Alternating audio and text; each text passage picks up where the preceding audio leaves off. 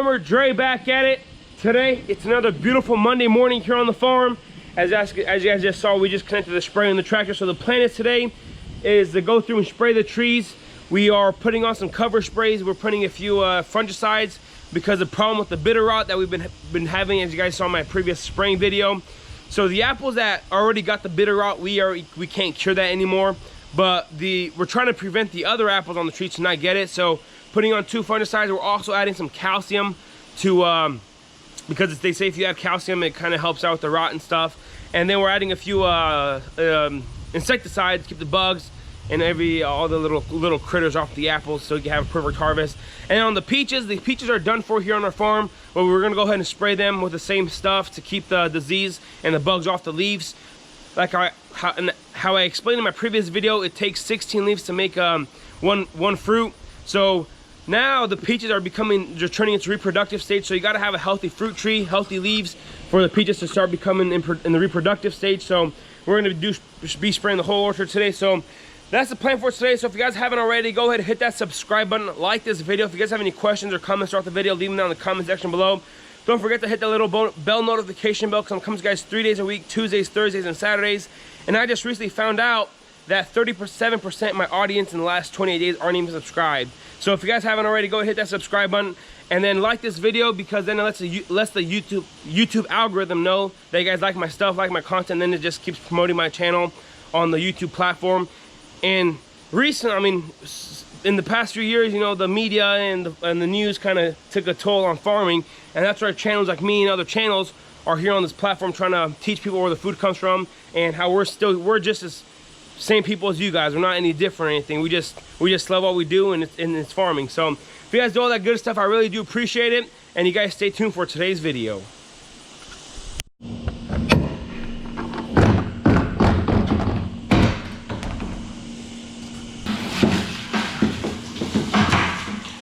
So this is a 500-gallon tank here on the sprayer. And then on the bottom, so the drive shaft goes through there, and then we have an adder shaft down on the bottom. So it takes quite a bit of a time to actually fill up the tank, because we're just using a regular hydrant here. So by the time this fills up, I got to go and make the list, and we use a Midwest fruit spray guide, and it's a bunch of different universities came together and made a fruit guide for us fruit farmers to know exactly what to spray and when to spray. So I'm gonna go do that stuff in the office, write it down, how many pounds or ounces to the gallon and to the acre and stuff. It gets complicated stuff you guys want to know. But before I do that good stuff, and before the tank fills up, we have to go through and pick some tomatoes. We haven't picked tomatoes since Friday, I believe. So it's Monday morning. We got to go through and pick the tomatoes, get them ready for market this week. So till the tank fills up, we got to go pick some farm fresh tomatoes. Gonna go ahead and get started here picking. Gonna start off with a small tunnel first here, so let's see where we can start picking. Oh yeah, some beautiful, nice looking fruit here.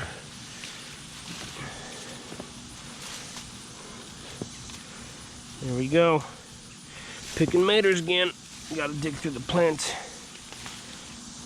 Beautiful, beautiful, beautiful. Farm fresh tomatoes.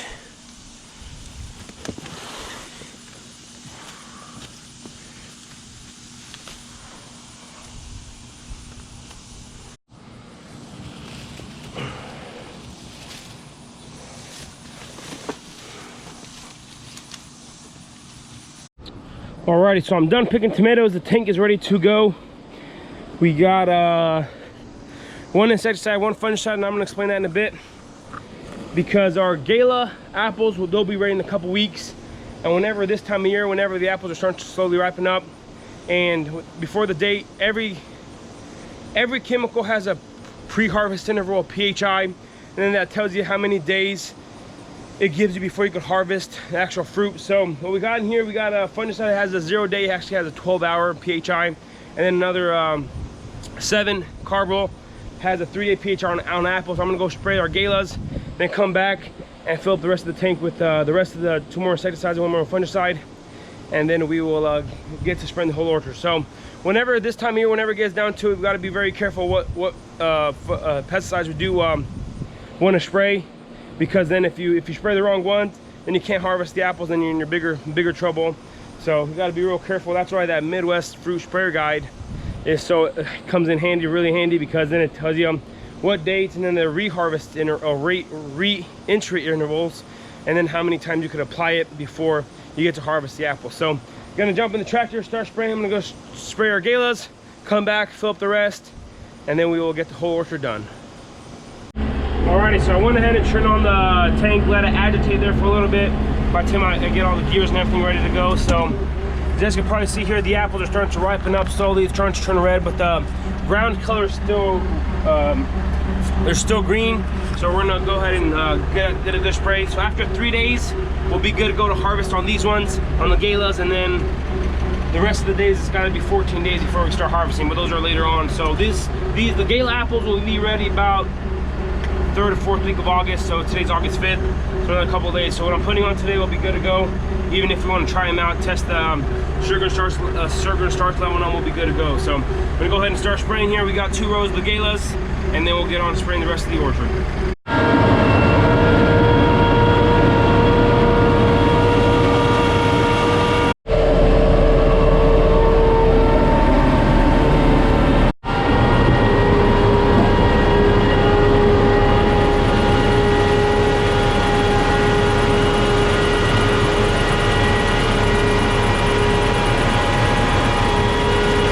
So that was that. The galas are now done, and now I'm driving back to the shop to fill up the rest. Got to fill up the top with water, and then we will continue spraying the rest of the orchard. We're gonna spray everything else. So I'm not gonna spray the galas, obviously, because we gotta start harvesting those pretty soon. And then the Jonathans and the rest of the orchard are gonna be sprayed today. So here we go. Got the other 2. One more insecticide, one more fungicides. The one I put in the insecticide has a 7-day pre-harvest interval, and the other one the fungicide has a 14-day. So until 14 days, we can't harvest the rest of the apples. That's all right, because they're not going to be ripe until about the 1st of September, so we got plenty of time. So we got to spray the Jonathans next, and then we'll head on spray the Goldens, the Red Delicious, the Suncrisp, the Granny Smiths, and just the rest of the orchard. So stay tuned for that, and it's just gotta do what you gotta do. It gets a lot more complicated this time of year whenever it gets to spraying, because you know, like I explained to you guys, all the PHIs and the REIs, and gotta keep all that in mind. And then you don't want to put a wrong spray in there, and you can't harvest till the harvest window's done for. So it's always good to know what you're doing. That's why we take I have my restricted pesticide license, and over there we learned everything about all that good stuff. And then we do get inspected once a year by the USDA or by the department of something, so we're all good and safe. So I'm gonna get the spraying here. Got the Jonathans here, and we'll get to it.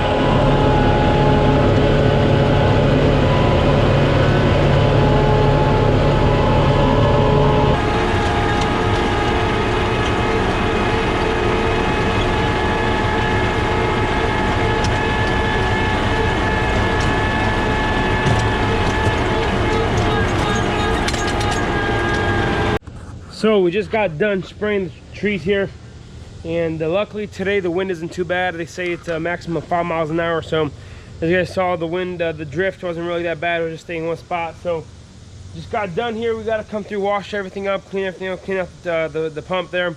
And I actually want to go show you guys the brown route I was talking about. So let's go. I'm gonna go back in the orchard and show you guys what the brown route looks like. So we are out here in our gala block now, and this is how the brown route looks like. Brown route, you know, it's just, I just sprayed these. I'm not gonna touch them, but that's how it is. And we're trying to prevent that from the other trees getting it. And it's just, they say if you have any like cankers or dead limbs inside the tree, that, you know, that makes it, you know, the fungus actually spread a lot quicker. But whenever we're coming through and prune them in the wintertime, we like to keep take off all the dead ones, all the leaves, all the dead limbs, any dead wood out of the tree. And I'm having a hard time speaking today. I don't know what's wrong with me. But that's the thing we're trying to prevent with the fungicides and the insecticides, just a cover spray. Let's look on the leaves here. So you can see here that those are perfectly covered with the insecticide here. So I'm not gonna touch the tree. These are the galas here. These are actually the grand galas, and some varieties are more prone to the rot than others. So like our Jonathans are right over there. They're not as prone to the rot as these galas. And these are grand gala. So the grand galas are more prone than the royal galas. The royal galas are the smaller, more long type of gala that we have. So varieties mainly are, some varieties are less prone. And then our Suncrisp apples, those are very prone to brown rot. So it's just, you got to put the calcium on there and then the fungicides, and come through every 10 to 14 days in the summertime. And then in the early spring, or I guess in month May and June, we come through every 7 to 10 days and spray the tree. So it's just staying on top of things. It all comes down to management. If you have time, like this morning, I knew I had to come out here, so I just stopped everything I'm doing. Like I still got to go back and pick the tomatoes, but the fruit trees are what we do most. We are an orchard, so that's what we're doing. And I got a request in my last video what my hat says. This is our business name here, is Gardener's Orchard and Bakery out of Brighton, Missouri. So that's what my hat says, just at a tangent there. So yeah, more varieties are more susceptible to brown rot than others, and it's just, they say it's lack of calcium in the skin, but also it's, the fungus spreads through the spores and cankers throughout the wood. So it's just, that's one of the bigger fruit problems we have on the actual fruit, other than keeping the bugs and the disease off of them. So yep, got to get it done and trying to prevent that from happening. See, that was a good, nice #1 fruit apple there into the rock hum. So I don't see any more on all the other fruit, but the hail damage kind of makes the apples not look too good either. So we'll see how the quality turns out this year. So on this high tunnel, we didn't stake those last 2 rows, so I started picking in the 5-gallon bucket here. Adrian is helping me, but he had to go get lunch, so I'm here alone now, and putting them in his boxes because they stack a lot easier on these pallets. But then again, I'm gonna go ahead and dump these like this without bruising them. Just like that, and we'll continue picking. I'll come flatten those out later, but picking them in a 5-gallon bucket's a whole lot easier. Just look at this beautiful tomatoes right here. So I'm gonna go ahead and picking on this side all the way down here.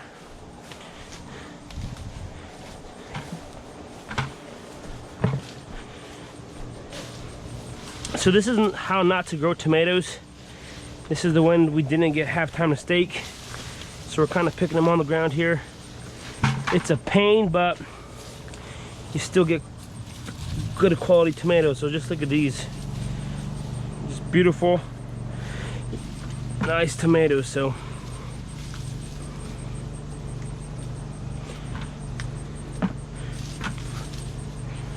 it's a bad one right there. So just look at these beautiful tomatoes. Something's been. So here's another bucket. I'm gonna go ahead and put them in here. They're still a tad bit green, but they'll slowly ripen up. Their flavor and color is all there, or flavor is all there. Color will be in a couple of weeks. We'll just let them sit in the 60 degrees and they'll be good. So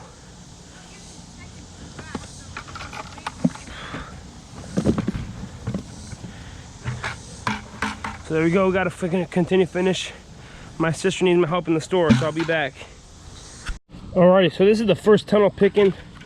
There's 9 boxes and they average about 30 pounds. That's 270 pounds of tomatoes out of this one. Then we got to go pick probably about the same amount out of this one. So we'll see how many more we get out of here. But there's, like I said earlier, they're flowering, and now the new fruit is starting to set on. So still producing slowly and surely, not as much as you was, but now it's still coming on pretty good. So if we get 500 pounds out of both tunnels today, that'll be pretty good. Alrighty, so I just got done picking the second high tunnel here, the first high tunnel, the big one here. And this is, we only picked, that's 13 boxes times 30 is 390 pounds of tomatoes today. Not a bad one, but I gotta go now and pick the field tomatoes, the ones that are just starting to now turn. And as you guys can see here, the ones I've been picking are like, they're still little green like this one right here. But you just let it sit in about 60 degrees and they'll soften, redden up like these ones. And the reason you don't want to pick all your tomatoes like this is because you got to have time to sell them. And if they're all red and you don't sell them all at market, then they just kind of go bad on you. So today's picking is not bad, 390 pounds. The tomato plants have slowed down dramatically ever since, you know, the tunnels are pretty much done for, but they're starting to flower again and start producing more fruit. But the field tomatoes are starting to come on pretty good now. So 390 pounds out of both high tunnels. Got to go in the field and pick some more. So we'll see what else we have to do. But right now I actually have to go and finish putting the weed killer around all the baby trees, and then we will got to turn the irrigation to the outside garden. It's just trying to keep everything under control. It's kind of getting rough, but you know, we just do it and try it and we'll get it done every day. So got to go now and finish weed killing. First we got to put these in the warehouse, put them in the 60-degree cooler there, and then we will get them ready to go and finish them off. So Val was using the excavator attachment and the backhoe attachment on the front of the skid steer to dig his header line for the blackberry irrigation. But now I gotta come through and disconnect it. I gotta put the pallet fork trying to bring the tomatoes in the warehouse. I have to do both hands because kind of hard single one-handed. So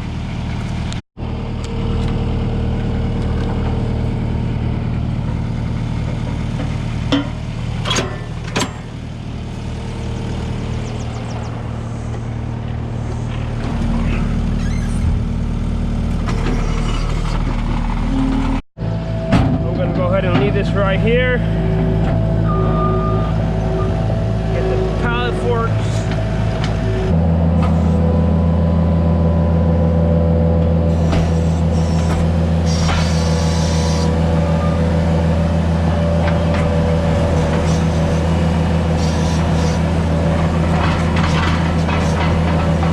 So Adrian, he is washing the tractor and he just got done washing the zero turn there, so I made him do that, and he's getting it done.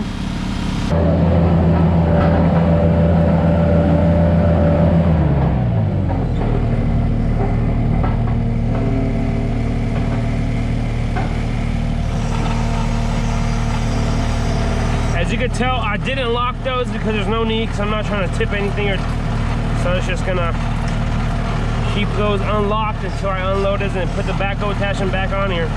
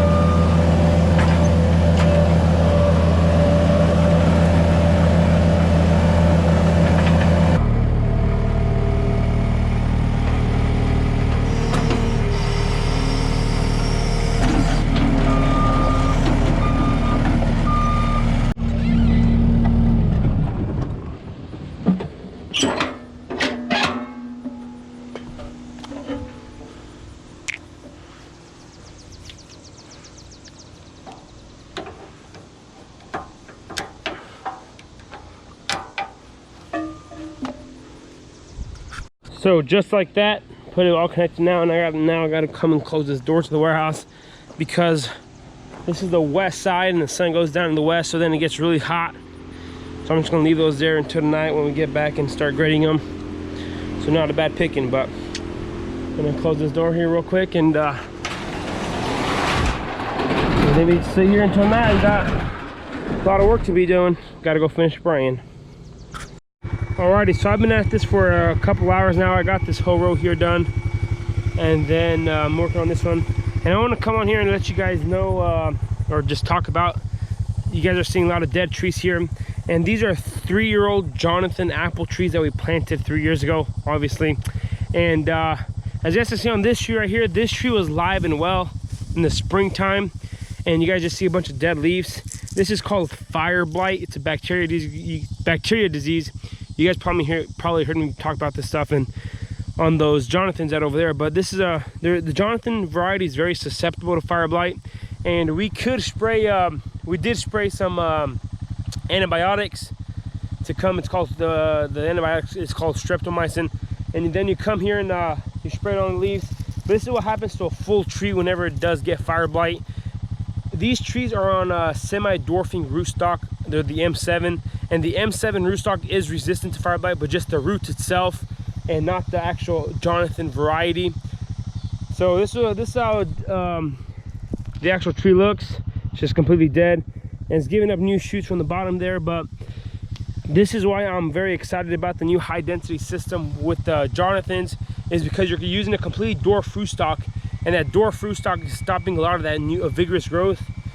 So I did come through here, and my mistake was I fertilized these with the turkey manure early on in the springtime. So fire blight, it affects the new fast new growing shoots. So this is what happened here. Some of these broke buds, so this is how much they grew. So from right here to right here, and then the fire blight just came through and just killed off the whole tree. So we have 100 Jonathans planted back here in these 3 rows, 1, 2, 3, and these are the Suncrisps, and Suncrisps are very resistant to fire blight. But yeah, we have 100 trees here, so the fire blight, it's something we got to battle. And the fire blight, the bacteria actually thrives in hot and humid weather, and here in Southwest Missouri we have a lot of that. We actually have, I'd probably say we have like 90 to 100% humidity most of the time. So for us, growing the very susceptible variety is not a very good idea. But just want to come on here and let you guys know that, or just show you guys what fire blight does to a tree here. So this is it, and the plan is to come, we're going to leave the trees that are still alive in here, but next spring we're going to buy a few early apples like the Lodies, and then some other like Desert Gold, and some early varieties, some summer apples, and the transparent apples as well, to come through planting these first 3 rows of block 3 here. So it's just, that's the plan. But I'm going to still come through and weed kill everything and make sure they're all nice and cleaned up around the trees. But still, it's a sad day when you come back here and you see 3/4 of your young trees are dead. So last night or yesterday I filmed the video and I forgot to make the ending. So me and Adrian are actually right now, we're going to start picking the early blaze apples. As you guys can see here, they're ready to go, and there's not too many this year, but early blaze are a really good early variety. They're real tart. They're a smaller apple, but you know, get an early start on the season with the early blaze. So that is going to be pretty much it for today. If you guys haven't already, go ahead, hit that subscribe button, like this video. If you guys haven't already, go ahead, hit that bell notification bell. I'll come to you guys 3 days a week, Tuesdays, Thursdays, and Saturdays. And I want to say thanks for watching up to this point. You guys have a good day, and we'll see you next time.